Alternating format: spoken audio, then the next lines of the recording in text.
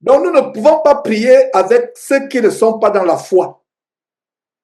Je ne vais pas prier avec quelqu'un qui est dans la fornication. Dire que je vais... Non, il n'y a rien, il n'y a pas de contact entre toi et moi. Même si tu es mon enfant, je sais que tu es dans la fornication. Je ne peux pas, c'est pas possible. On va prier sur quelle base? Vous allez dans des églises remplies de fornicateurs. Vous savez très bien que tel avec qui je prie a divorcé, s'est remarié.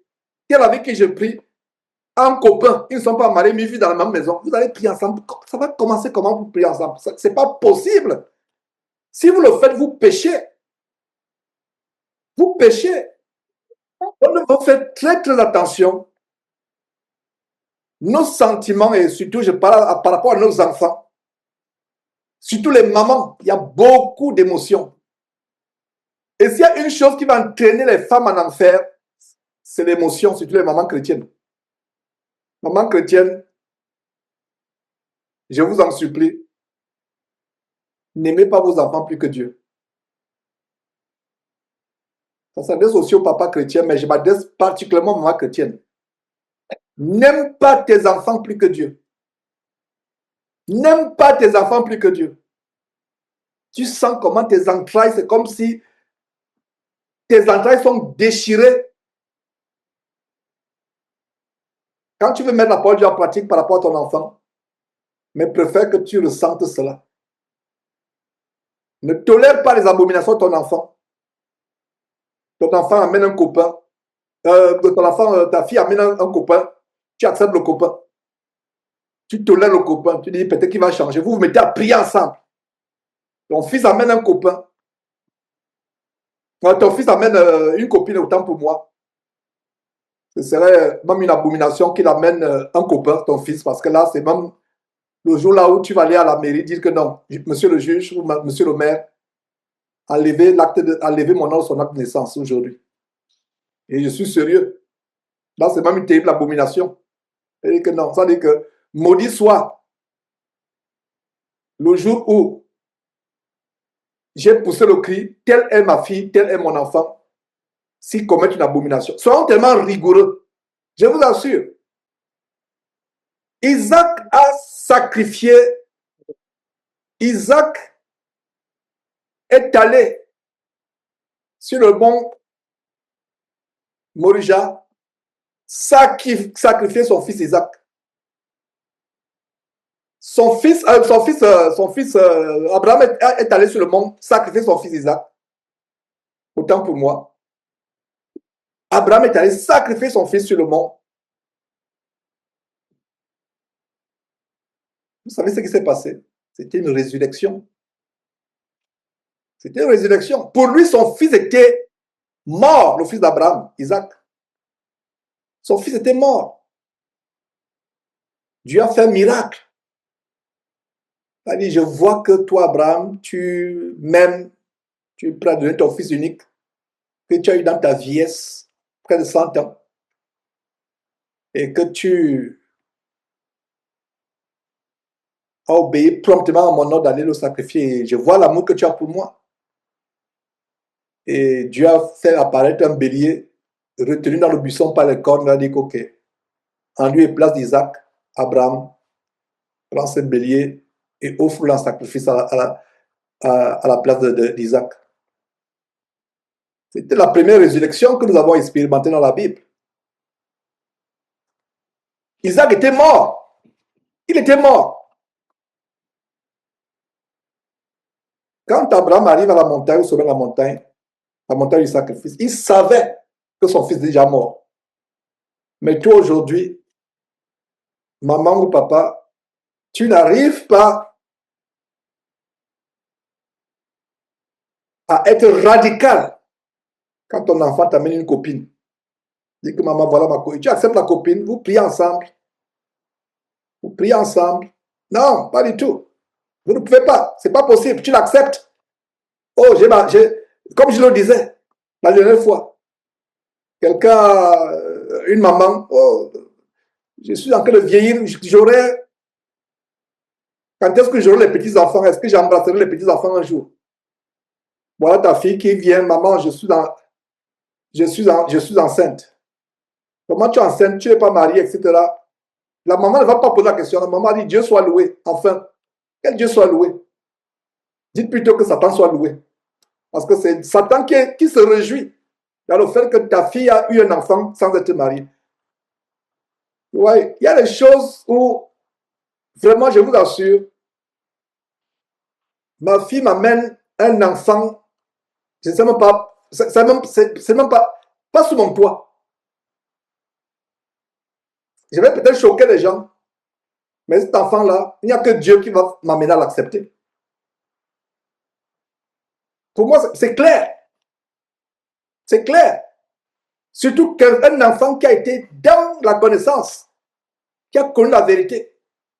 Tu me dis, papa, voilà, j'ai une copine, on a eu un enfant. Je veux dire, mon garçon, j'aurai ce sujet avec toi au moment opportun. Mais en attendant, c'est un sujet que je considère inexistant. Pour moi, je n'ai pas de petits-enfants. Nous devons être radicaux, très radicaux. Surtout des enfants que tu avertis.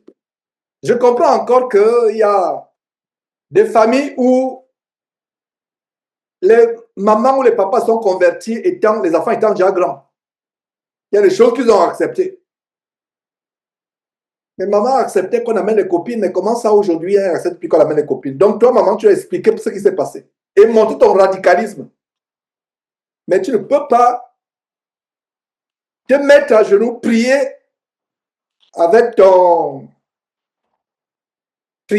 ta soi-disant belle-fille, avec qui ton fils vit dans la fornication, dire que non, il pourra.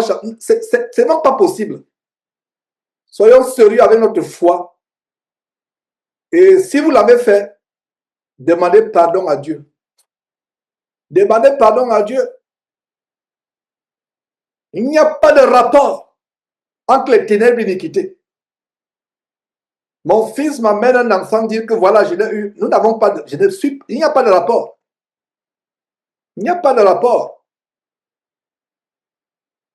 Pas de rapport. Pas possible. C'est même pas un enfant que je voudrais voir.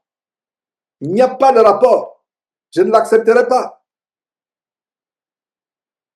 Je vais seulement dire que mon fils, tu as choisi ta voie.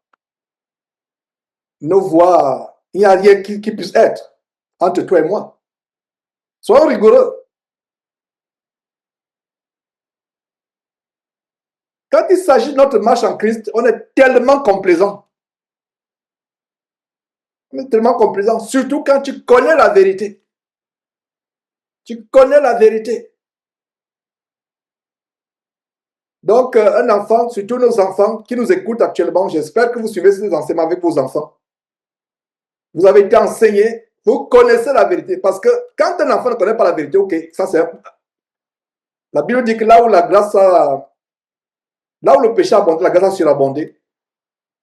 C'est dans le cas où nous n'avons pas la connaissance, on est ignorant. Mais on t'a averti.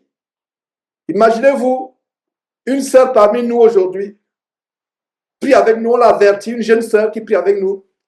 Là, je parle au cas d'une sœur. Je ne parle même pas au cas de nos enfants. Une jeune sœur parmi nous qui brûlait, on lui a donné conseil, elle connaît cette parole.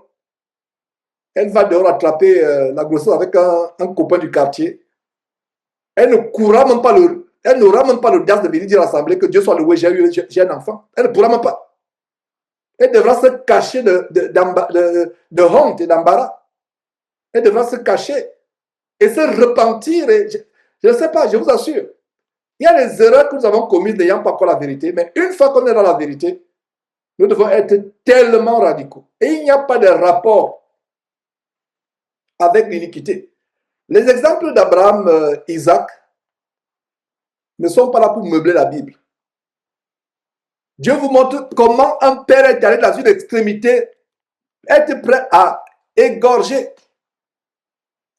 à décapiter son enfant. Mais vous, votre enfant est dans la fornication, vous tolérez. Votre enfant est dans le péché, vous tolérez. On va encore faire comment? C'est mon enfant. Est-ce que je vais alors rejeter mon enfant? Le conseil que je donne, c'est que aime Dieu plus que ton enfant. Aime Dieu plus que ta femme. Frère, aime Dieu plus que ton mari, sœur. Il y a un scandale qui m'a tellement choqué au Canada. Une soi-disant sœur en Christ qui tolère que son mari abuse sexuellement de ses enfants, garçons et filles en même temps, pour ne pas perdre le mariage. Pour ne pas perdre le mariage. Je vais faire comment? Si je parle, il va m'abandonner. Je suis obligé d'accepter. Incroyable. Voilà à quel niveau nous sommes arrivés. Faisons tellement attention. Je vous assure que on ne sera pas au ciel, mari et femme, parents et enfants. Chacun est seul.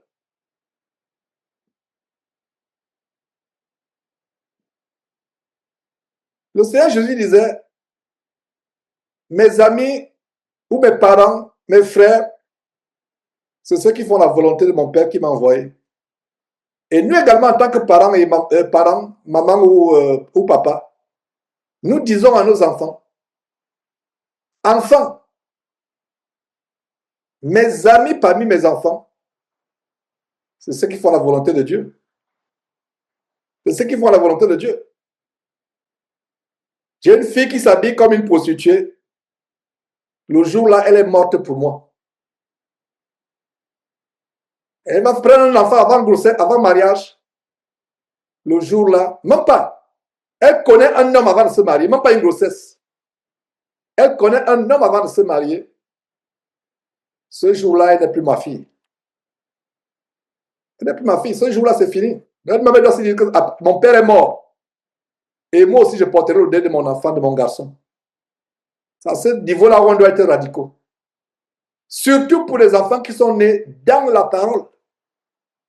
Maintenant, même les enfants qui sont nés après que vous soyez convertis, qui sont nés avant que vous ne soyez convertis, autant pour moi, avant que vous ne soyez convertis, vous êtes convertis, ils sont adolescents. Ils doivent comprendre votre radicalisme. Vous comprenez qu'avec ma foi, là, je ne m'amuse pas. Donc, maman, surtout vous les femmes, il y a beaucoup d'émotions et ça m'afflige. On tolère des choses. Il y a beaucoup d'histoires comme cela. Il y a beaucoup d'histoires des sœurs en Christ. J'ai peut-être au moins 4 histoires des sœurs en Christ qui sont tolérantes parce que les émotions vis-à-vis de leurs enfants. On est tolérant. Non. On est tolérant. Non. L'enfant doit savoir que ce que tu fais là, je ne m'associe ni de près ni de loin. Je suis tellement rigoureux. Surtout les péchés qui concernent les péchés d'impudicité, qui ont des conséquences graves. Parce que tu sais très bien que tu ne peux plus te remarier après un divorce. Il n'y a pas question.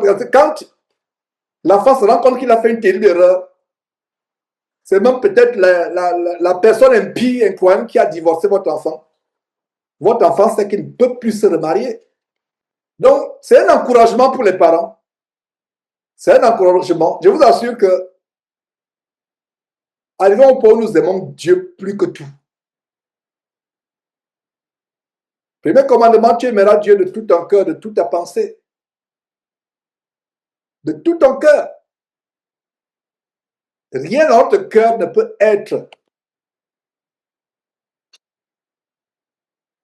au-dessus de Dieu dans notre cœur. Ça peut être difficile, mais laissez-moi vous rappeler que c'est la volonté de Dieu que je suis en train de vous dire. L'amour que vous avez pour votre époux, c'est parce que l'époux obéit à la parole de Dieu. Parce que vous aimez Dieu de tout votre cœur, l'amour pour votre enfant sera fonction de l'amour pour Dieu. Tout reviendra sur l'amour que vous avez pour Dieu. Ça veut dire que si un enfant s'écarte de la voie de Dieu, Tout ce que tu peux faire, continuer à intercéder, prier pour cet enfant. Mais tu ne peux pas prier avec un enfant, sachant qu'il est dans une abomination. Et tu dis que non, je vais prier, nous allons prier ensemble. Oh, ma fille, viens, on prie. La fille, ne se voile pas la tête. Et même si elle se voile la tête, elle a les faux cheveux sur la tête, les faux ongles. Tu as dit, ma fille, viens, on prie. Vous allez prier comment ça? Elle a des boucles d'oreilles. Vous ne pouvez pas prier. Vous ne pouvez pas prier. Nous prions avec des personnes qui sont repentantes. Si tu veux te repentir, tu te repens et on peut maintenant prier parce que la conversion suppose la repentance. Donc j'ai voulu ouvrir une parenthèse parce que quand il a dit fuyez Babylone, verset 6, Jérémie chapitre 51, Babylone représente tout ce qui est apostasie, tout ce qui est contre les valeurs chrétiennes. Ce n'est pas seulement les institutions, des dénominations, c'est même des personnes physiques qui se prennent pour des frères en Christ, mais leur vie montre autre chose. C'est une vie contraire, une vie de débauche, de désordre. Nous devons fuir ces personnes. Et nous avons le même verset en 2 Corinthiens chapitre 6, verset 14. Lisons ce verset. Rappelons ce verset. 2 Corinthiens chapitre 6, qui nous montre la séparation. Il n'y a pas de contact entre la lumière et les ténèbres. Il n'y a pas de contact entre la lumière et les ténèbres. Verset 14. 2 Corinthiens chapitre 6, verset 14. Jusqu'au verset 17.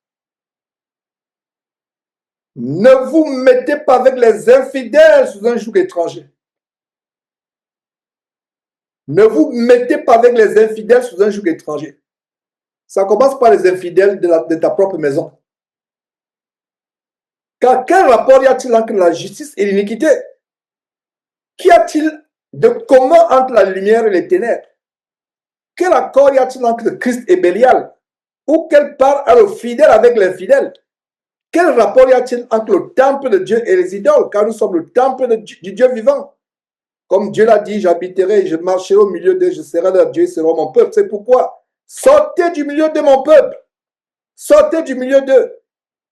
Voilà, ça c'est mon peuple, ça vient à Apocalypse chapitre 18. Sortez du milieu d'eux. Dieu s'adresse à qui? À son peuple. C'est l'ange qui mentionne que nous sommes le peuple de Dieu, nous les chrétiens.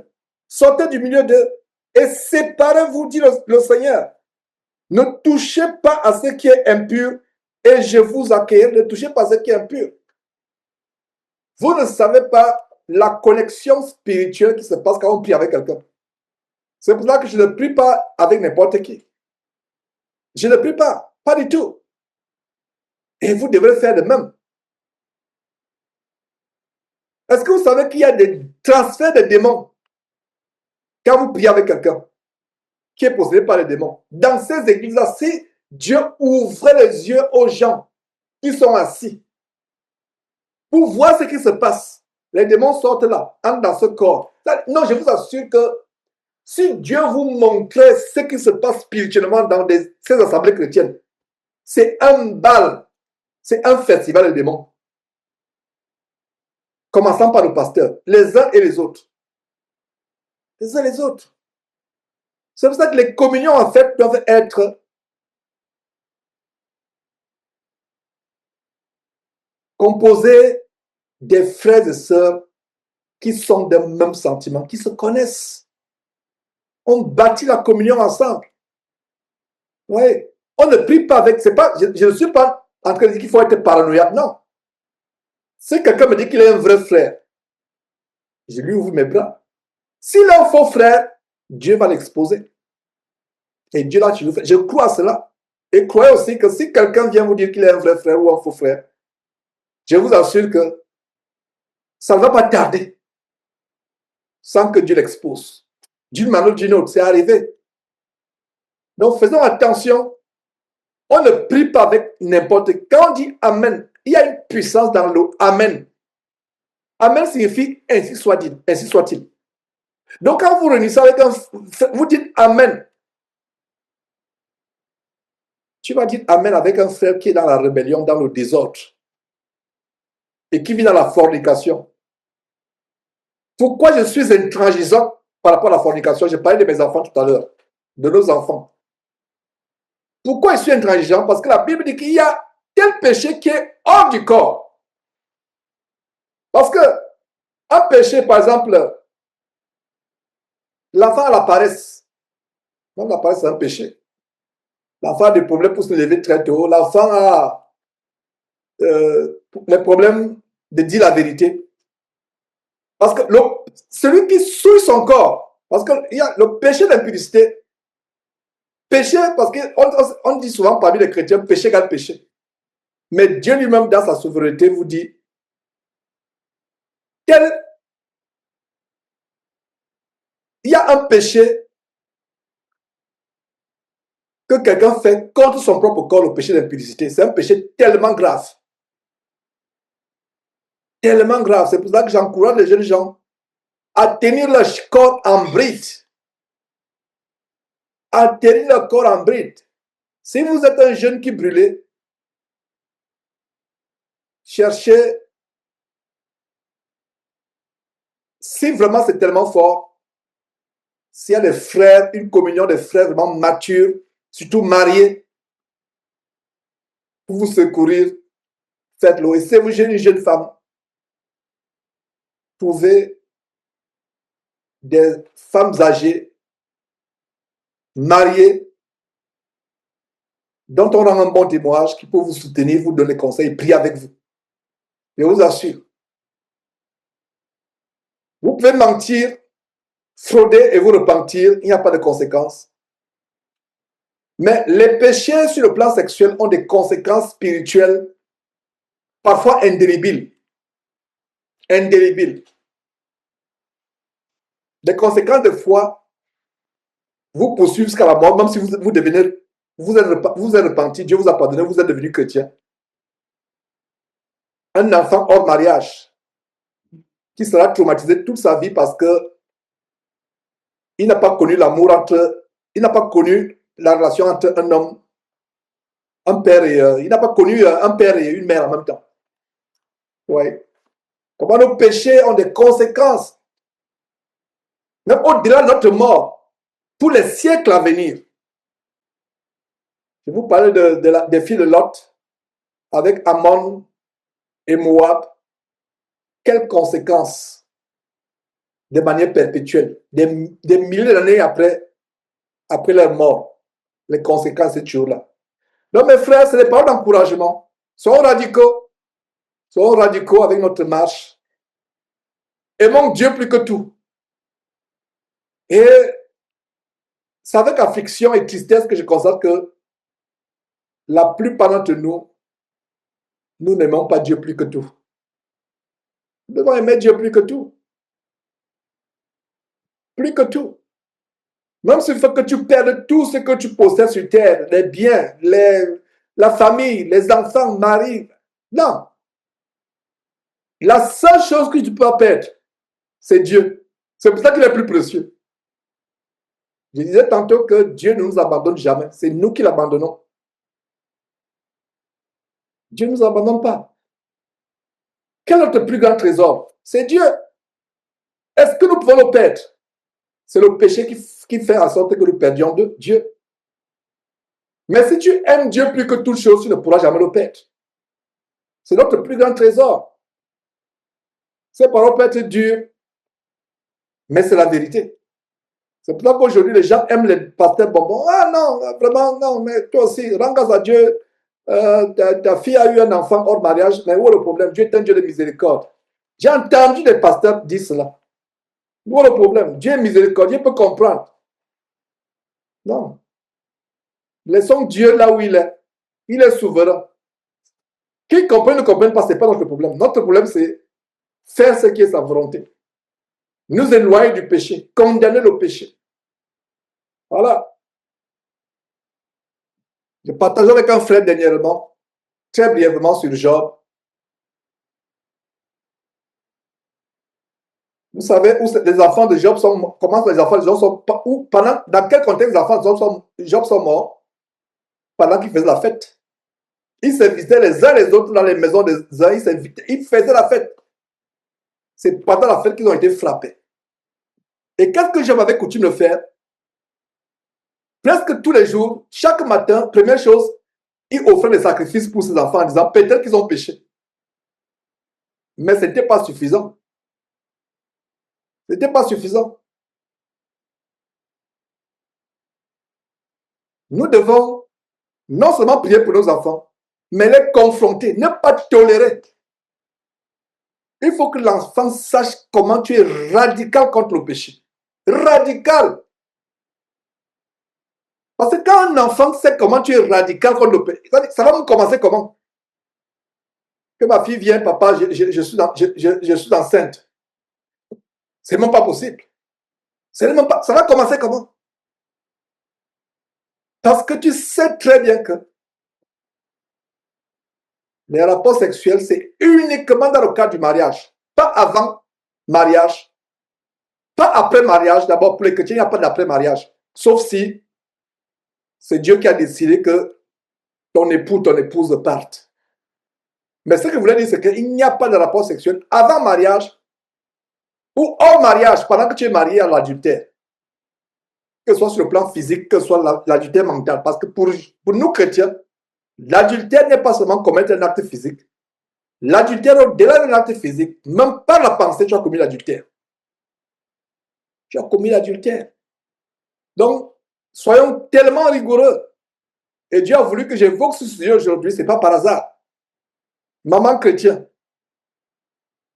ne va pas en enfer à cause de ton enfant. Ne va pas en enfer à cause de ton enfant. Ne te détourne pas la foi à cause de ton enfant. Aime Dieu plus que ton enfant. Aime Dieu plus que tout. Aime Dieu plus que tout. Et ce n'est pas seulement aux femmes, c'est à nous tous.